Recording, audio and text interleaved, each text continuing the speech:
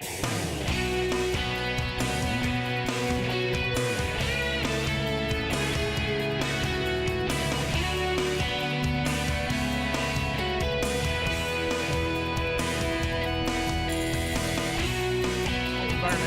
sustainable and economically sustainable. That will most likely have an impact on surgeries.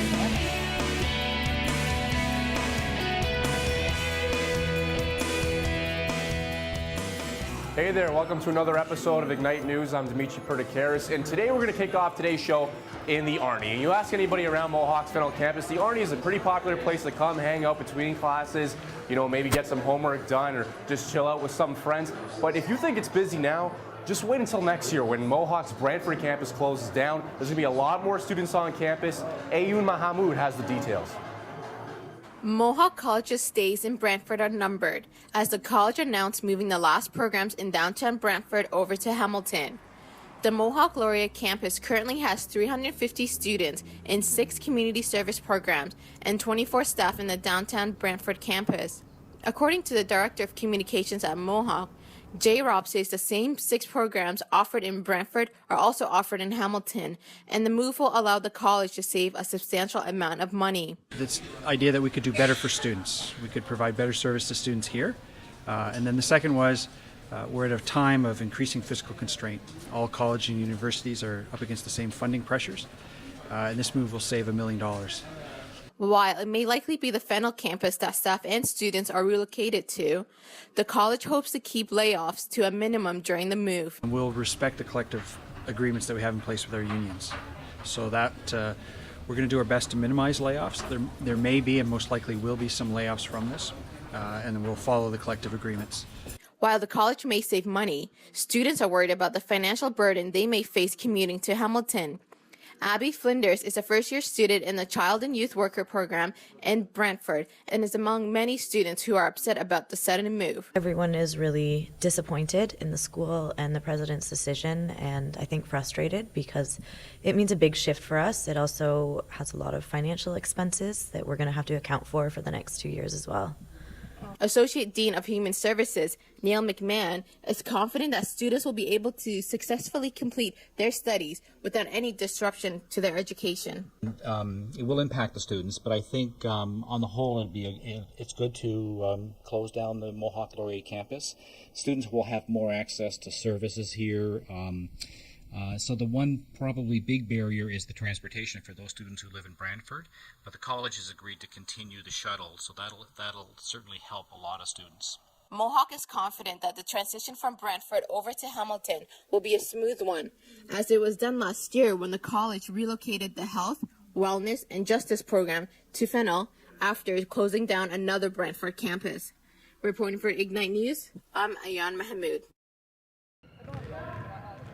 All right, so I'm in the D-Bark right now, and as you can see, it's the perfect place to maybe get a workout in between classes, maybe even shoot some hoops. And you know what, speaking of hoops, the Mohawk Mountaineers, yeah, they're one of the best basketball teams in Ontario, let alone the country. And it's next year, 2015, when the CCAA National Basketball Championships come right here to Mohawk, and the Mountaineers are pretty excited about it. Ignite Sports reporter Kyler Sanderson has a story.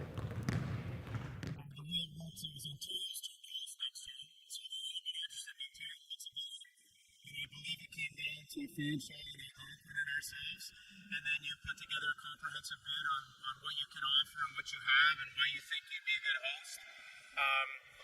Part of the package too, or the decision making, I think factors in and how competitive potentially you could be, because they don't want to host here that's because you get an automatic berth. You don't want to host that's not going to be competitive, so that factors in there as well. I think the new facility really helped, and we're really excited about it. I mean, we're you build towards next year to being 3 games away from winning another national championship. Yes, 100% going to be around. Same with the core group of our guys. Everybody on our team, I think, is planning on returning, except for our 50-year Alex. But we should be strong for next year as well. Potentially right now, as long as everybody passes, we're anticipating that everybody will be back except for Alex Reese. He's in his 5th year. But outside of that, everybody's back. And we've also got commitments from 3 significant people coming in. So I think, we're going to be quite competitive. It's going to be huge, basically because we'll have the fan support, and no matter what, we're going to be in it. So, it should be good. Yeah, everything should be good. I think us being at home, Hamilton's a good basketball, or a great basketball community. I anticipate this place will be full, and we'll open up the other end and have bleacher seating at the end as well. So I think I would anticipate full houses for our games next year here. Now, aside from success on the hard court, what helped Mohawk land the National Basketball Championships in 2015? Here's a promo video. Hi there, and welcome to Hamilton, Ontario, and Mohawk College, the home of the Mountaineers. I'm Wayne Poirier, Vice President, Student Services, and I want to welcome you and invite you to host the CCAA Men's Basketball Championships right here in the brand new home of the Mountaineers. This is the newest facility in Canada and will be a state-of-the-art 65,000 square foot facility complete with indoor, outdoor courts, great screen for outdoor viewings, as well as state-of-the-art broadcast facilities and connections with local media to make sure our athletes have their moment in the spotlight. Might look like a construction site right now, but this is the future home of the new weight training area. And just behind me is the new cardio center where athletes will be able to get prepared. Opening in September 2013, this will be the new home of the Mountaineers, and we want to invite national athletes to experience the state-of-the-art facility.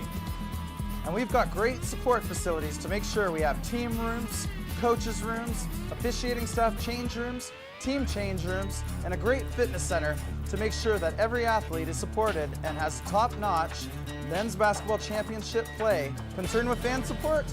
Mohawk College has a reputation for getting fans out and making sure you have the support of the entire campus. The Mohawk Student Association will host our athletes in the Student Center and in the Arnie, home to great food and great entertainment.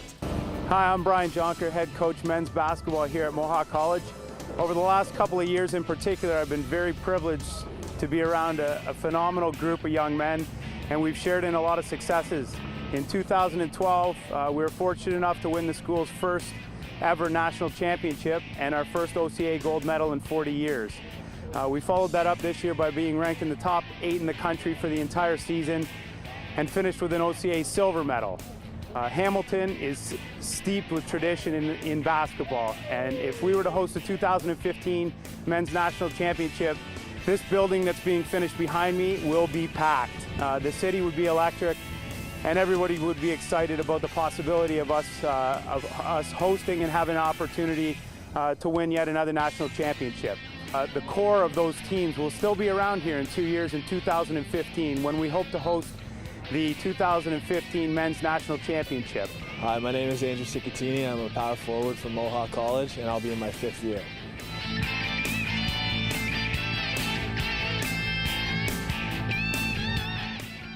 Jeff Hunt, power forward, and I'll be here in my 4th year.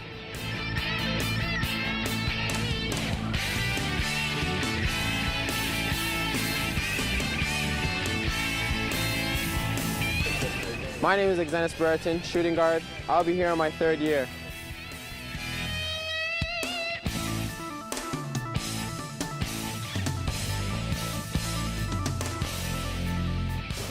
I'm Taylor Rohanek, center. I'll be here in my 5th year.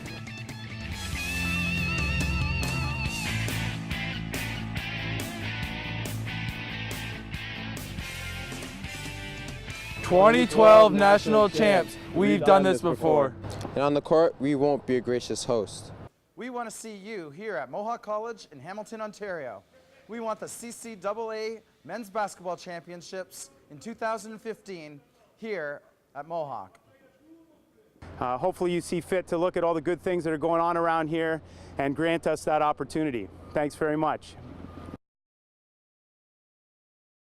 Tonight's women's volleyball match is dedicated to Charlotte Hudema, a member of our team who was in a car accident on Sunday. The Mohawk Mountaineers took to the court with a purpose against the visiting Cambrian Golden Shield. With their teammate Charlotte Hudema recovering in Toronto's St. Michael's Hospital, the men's and women's volleyball teams put up dominating 3-0 wins over the visiting Golden Shield. Third-year player Chi-Chi Chucksmady put up a masterful performance in her Mountaineer teammate's honor. We just had to dig deep and just be positive at all times and not get down on each other. But our inspiration was our teammate Charlotte. The men followed that up with a powerful performance of their own while paying tribute to Hudema. To show our support, we just want to let the women's team, but also Charlotte know that who's not here with us tonight. That we're keeping her in our thoughts and prayers, and we just wanted to support them a little bit. Reporting for Ignite News, I'm Joshua Cooper.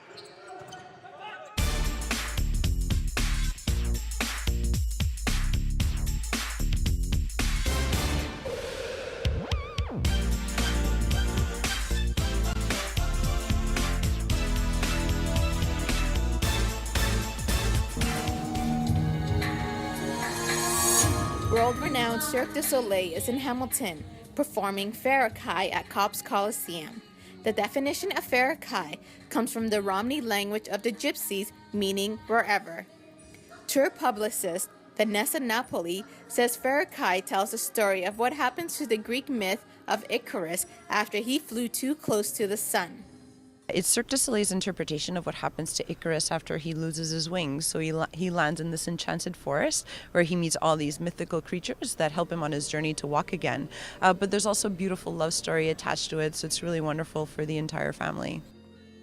As Cirque du Soleil has 19 different shows, Farrakhay is unlike any other. Everything is different. The feeling is different. The acrobatics that are presented are completely different. The story is different. So it's really unique. All the costumes are completely different. So it really is a different experience. It has the Cirque du Soleil signature, which means, it's something different. It escapes into reality. It evokes emotion. But you will see something different compared to all the other Cirque shows that have come through. Head of wardrobe Tanya Jacobs says the inspiration for the costume was to stray away from traditional circus costumes. Drawn from wanting the costumes not to look like they were your typical circus costumes. So basically for circus you need something that's quite body fitting and so lycra. And she wanted to make the costumes look dangerous and challenge the conception that it was the body form. So she kind of did that with a lot of the costumes. There's lots of bits added on to the costumes. It challenges the human shape. It's not what you think is a normal body shape. Farrakhay has 51 performers from 18 different countries, and one of those performers is Mark Hallisey from Budapest, Hungary. Hallisey plays the role of Icarus in Farrakhay, and it was in Hungary where he developed his love for the circus. Basically, I just fell in love with the circus, and I always wanted to be in the circus. So when I was 10 years old, I applied to the circus school back in my city in Budapest, and they took me, and ever since it's basically a straight storyline. The Montreal-based company kicks off a 5-day show in Hamilton, and this is the first performance of an 8-show run. The audience can expect to be wowed by the mind-blowing, body-bending show that is Cirque du Soleil. Farrakhay will be playing from January 29th to February 2nd. Tickets are on sale at Ticketmaster. Reporting for Ignite News, I'm Ayad Mahmoud. So we're currently in the control room here at Mohawk College, and this is where a lot of TV productions are made and edited. Yeah, and Megan, speaking of productions, our good friend Chris Luckett, who's just a fanatic when it comes to films, actually recently reviewed a couple of hit films. Check them out. Hey, look, I'm happy for the gig, but who wrote this? I did. Okay. After nearly 30 years of making movies, from the goofily comedic Raising Arizona to the Oscar-courting Fargo, the Coen brothers have attained a rare status nowadays. Directors the general public pays attention for. Coen brothers movies aren't released, they arrive. Inside Llewyn Davis, the brothers' 18 film centers itself on the folk singers of Greenwich Village in 1961. The titular character, played by Oscar Isaac, is one such artist. In the wake of his former singing partner committing suicide, Davis grumpily sings his songs for heckling crowds, struggles to make meager amounts of money, and sleeps on a different acquaintance's couch every night. As a character, Llewyn Davis is a horrible person.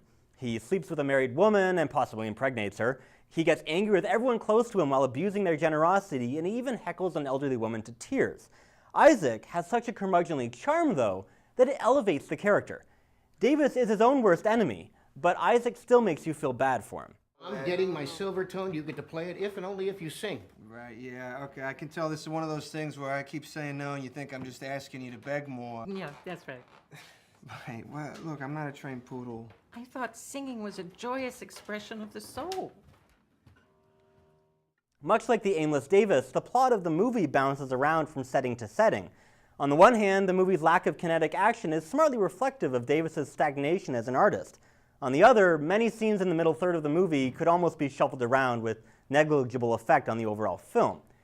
While the story leaves something to be desired, nothing else about the film disappoints. The performances from Isaacs to Carey Mulligans to Justin Timberlake's to John Goodman's are all fantastic, and the characters feel completely three-dimensional. The soundtrack, sung entirely by the cast, is haunting and catchy. The lighting, the cinematography, the directing, the costumes, it's all beautifully done. Inside Llewyn Davis feels like a fusion of the Coens' comedic and dramatic sensibilities, and the tone mostly works. It isn't as outright funny as The Big Lebowski, nor as prestigiously dramatic as No Country for Old Men, but Inside Llewyn Davis arrives in style and makes a lasting impression with a voice all its own. Inside Llewyn Davis gets 4.5 stars out of 5. For Ignite Entertainment, I'm Chris Luckett. Right now, Megan and I are joined by Greg Rosser, and we don't know much about video games, but Greg, you do, and you recently checked out a game called WildStar. What was that like? That's right. It's just in the late stages of development right now. Been getting in on the beta testing. I think it's going to be one of those games that's going to start off a little slow, but then be really good later on. Awesome. Let's check it out. In the satirical, hilarious, and incredibly in-depth world of Nexus, WildStar delivers. Let's start at the foundation of the MMO, the classes. Carbine and NCSoft have taken their time to redefine the archetypal MMO class system.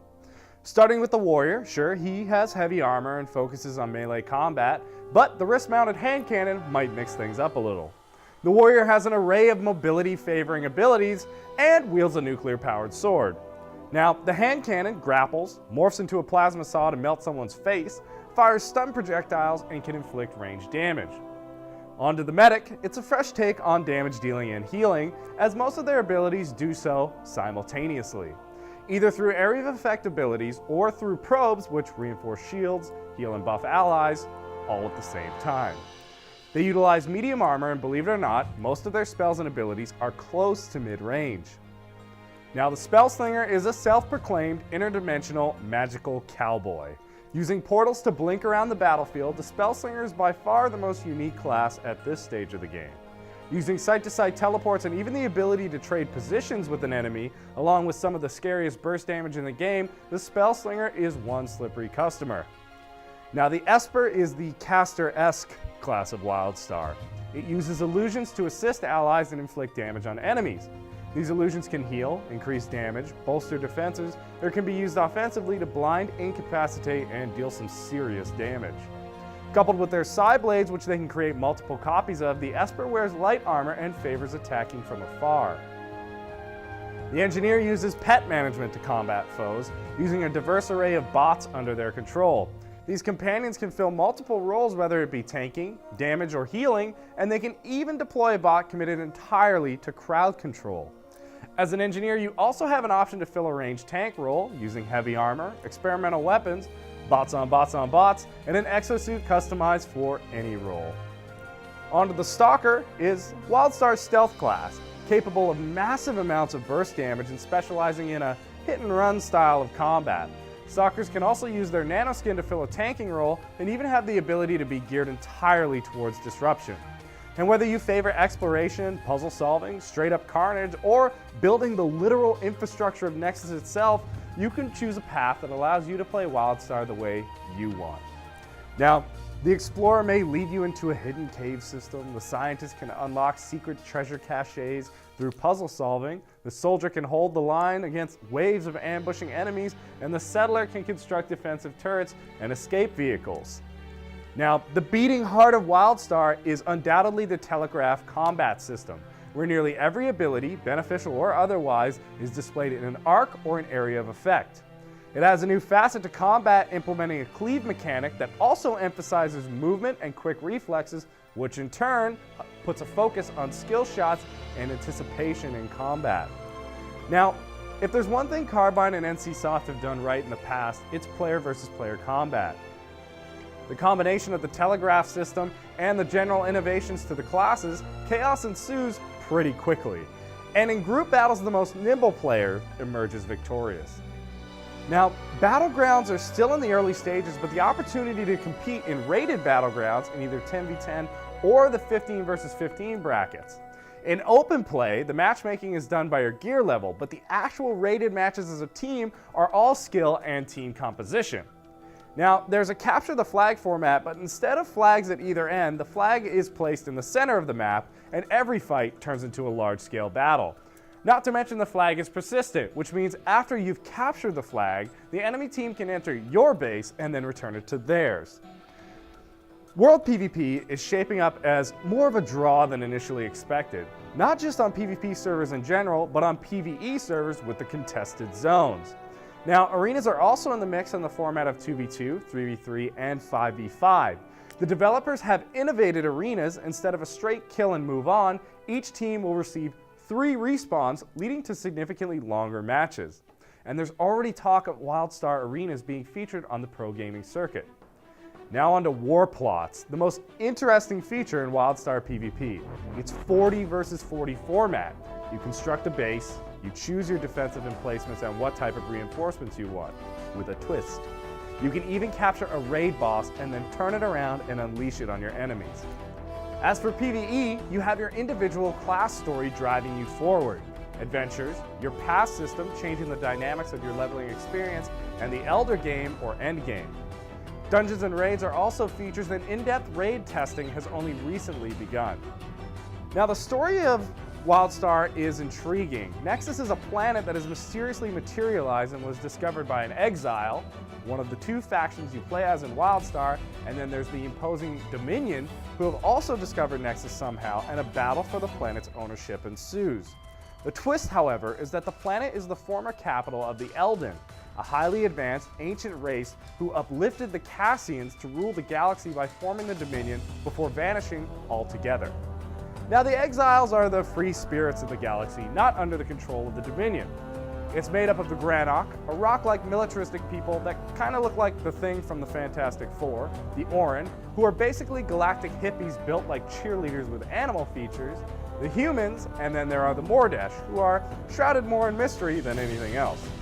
Now, the Dominion is comprised of the Cassians, who are basically the humans of planet Cassis, the Draken, an animalistic warrior race that are the real muscle of the Dominion, the Makari, an AI civilization left behind by the Elden, and the hilariously psychotic rodents who are, ironically, the workhorse of the Dominion, the Chua.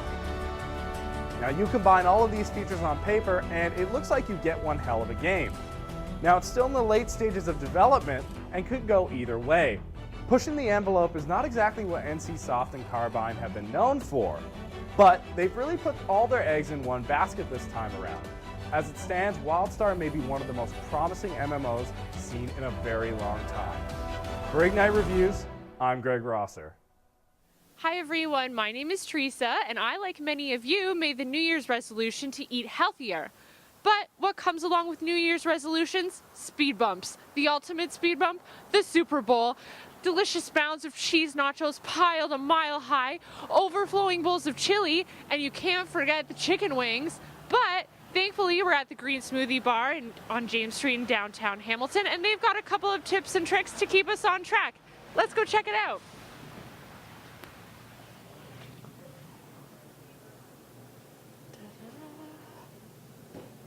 Jordana Frederick has been working at the Green Smoothie Bar for over a year and a half. We're vegan organic, and we put kale and spinach in every one of our smoothies. So the best thing about that is you're getting over 6 to 8 servings of your fruit and vegetable intake. Nowhere offers this. So vegan, gluten-free, and organic is very rare. Sometimes you have one or, but we're actually giving all of that. Frederick says that the best way to stay on track with your healthy eating habits is to keep it simple. My tip is, if you're gonna have an awesome weekend and eat some food, at least incorporate one healthy aspect or into your menu. So even if it is getting a smoothie and putting kale and spinach in a smoothie, as long as you have a blender, you can honestly do this. You can also put kale and spinach in a salad, and then you can throw in any type of ingredients. You can throw in some carrots, which has a high source of vitamin A, which is stimulating for the immune system. You can do tomatoes and cucumbers and just anything that's really healthy and fresh, because at least if you do it one time during the entire day for the Super Bowl, you're getting in everything healthy. The Green Smoothie Bar also offers a number of healthy snack options for when you're watching the Super Bowl. So this is our protein bar. This is really popular because this is what I say. Who needs chocolate when you have this? This has cacao in it, so it has chocolate in it, because cacao is the root ingredient that you find in chocolate, as well as it has 20 grams of protein. So that's basically equivalent to eating a piece of steak. It's very sustaining, so when you eat it, you feel full after. It has 45 grams of iron, 52 grams of fiber. So it's just one of those great alternatives that you can eat and you feel good after. You also get a lot of energy. Our next one here is sprouted granola. So there's quinoa in here. There's also, like I said, granola. There's almonds. Almonds are good for preventing diabetes.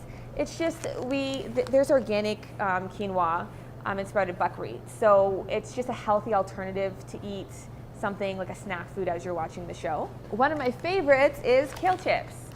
We make them in stores, so we dehydrate them, but it's literally like you can take kale chips and you can dress them however you want and then put them in the oven on 350 for half an hour. Okay. So because there's kale in, well, there are kale chips, you're getting, you know, vitamins and minerals, which is really good. And these are very, very tasty. And last but not least, I did mention these, but these are our macaroons, and we do have 2 flavors, and this is the chocolate flavor.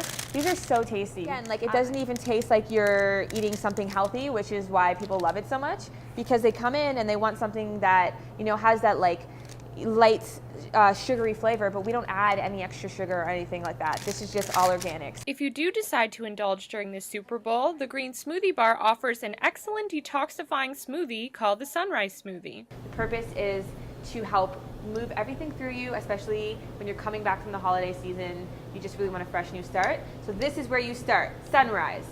All right, so we're gonna put some orange in there, which is a great source of vitamin C. We're also gonna put a full apple. So I have 2 halves, and the Vitamix is very powerful, so it blends it up. Apple is also a great source of fiber. We're gonna do 2 carrots, which carrots have a high source of vitamin A. And vitamin A is really good to stimulate your immune system, and it's preventative for when you get sick. We also are going to put kale and spinach inside of the smoothie. And the good thing about putting about a handful of kale and spinach each is that you're getting over 6 to 8 servings, which is very important. We also have ginger. So ginger is immune boosting. And it just gives a really good like flavor to the smoothie. It's almost like a good pop. And my favorite, I think it just really like brightens the taste of the smoothie. We're putting in cranberries, and cranberries has many purposes, but there's a lot of antioxidants, and it's also not only immune boosting, but it's also anti-aging. So we'll do that. And then we use spring water.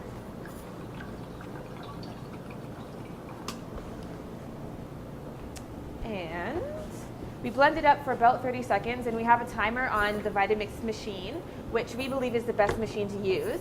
And yeah, we blend it for 30 seconds, and then you have a perfect drink. So, yeah. I mean, our whole goal is we just want to make sure everything is blended well and there's no chunks. Yeah. Just because it goes down better and it tastes a lot better.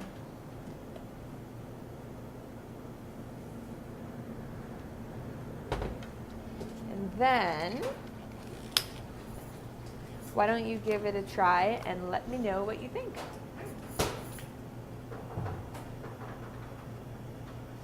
That's really good. Awesome. For Ignite News, I'm Teresa Friesen. And that's all for this episode of Ignite News. Be sure to check out more of our work at ignitenews.ca and follow us on Twitter at Ignite Online. I'm Dimitri Pertikaris. Thanks for watching.